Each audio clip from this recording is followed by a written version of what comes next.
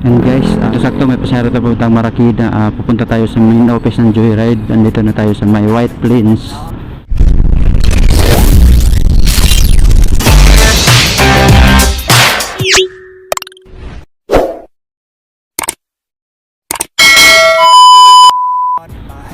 Dito ang way papuntang Joyride main ng Antipolo. Kaya malapit na tayo guys, 13 minutes na lang. Kaya pinuntahan ko na to kasi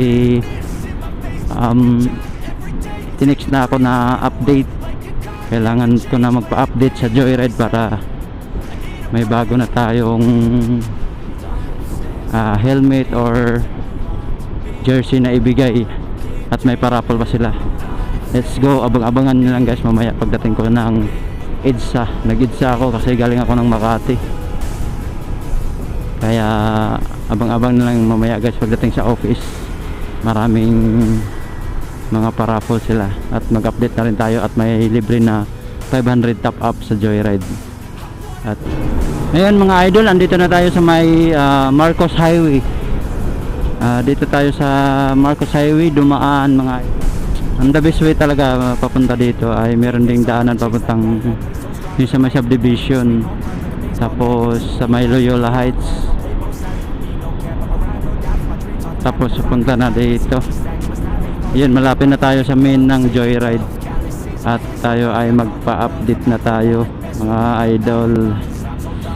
Dito na tayo sa kahabaan ng Marcos Highway. Napakalawak naman talaga ng daan dito. 1.7 kilometers na lang. Makahabol pa tayo 11:30. Ang schedule ko ay 10 to 2 PM. Kaya pa-update na tayo mga idol. Lahat na tayo dito. Kaya ingat-ingat tayo mga idol sa mga ano dito kasi at dire-diretso yung mga sasakyan dito. Hindi mo mapansin may lumulusot na sa kanan. Kaya tingin-tingin kayo sa kanan mga idol. Okay, karating din tayo ng safe dito sa may Joyride main. Sinadya ko na to kasi may pasahero tayo dito sa may papuntang Marikina. Pa-update na tayo mga idol. At dito na tayo mga idol.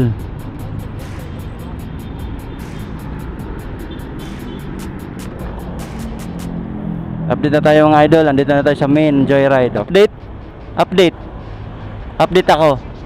Opo idol, nandito na tayo sa may Joyride main office. Darang marami tayo dito ngayon. Anong nawala mo?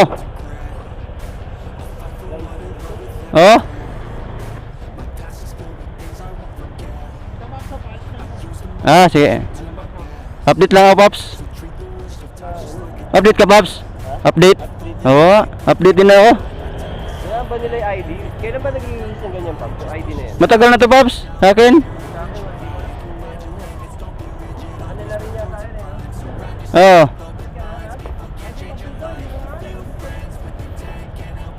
Tapos ka na? Tapos na? Yun mga Pops, andito na nga ako sa may orientation room at may pagkain po dyan. Yung Joyride. Kasi tanghali na at may palibre silang pagkain dyan tsaka tubig.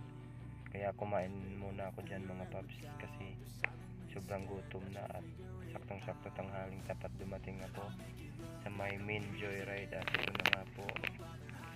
Kumakain muna ako dyan kasi nagugutom na talaga ako kaya sakto talaga yung pagpunta ko at dito na nga yung mga kasamahan ko sa may orientation room, kumakain pa rin sila kasi sabay-sabay kami mamaya mag-update. Ayun mga Pops, inspection na yung motor ko. Ipaakyat doon sa may skill test. Paakyat na ako mga Pops. Chip!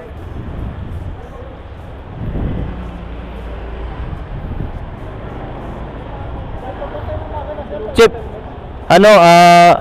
Inspection lang daw. Inspection? Patay makina siya.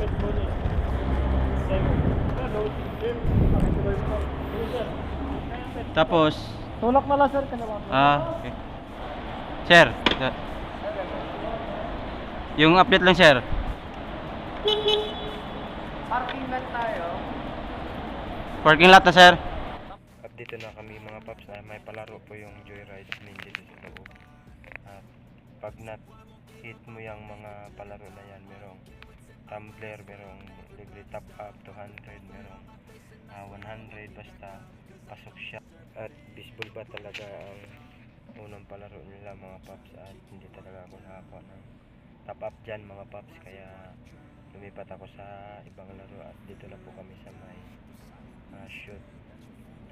I-shoot mo yung bola dun sa may cone na dapat hindi matumba. Pag na-shoot mo, makukuha ka ng top up din. Meron ding tumbler, merong base, basta marami kang makukuha dyan. Tapos dito na po kami sa may bola at tumitira na ako dyan mga paps. Kung makashoot ako dyan mga paps, may libreng top up na 200, at talagang hindi talaga para sa akin. Wala na sa shot yung kamay ko, parang pasmado na mga paps. At ayun, mga paps, walang nakuha, papel na lang ang kinuha. Pero may libre namang 500 top up mga paps, at may nakuha akong 170. Thank you, bye bye. You know what comes next. Doing my best even though I'm so stressed.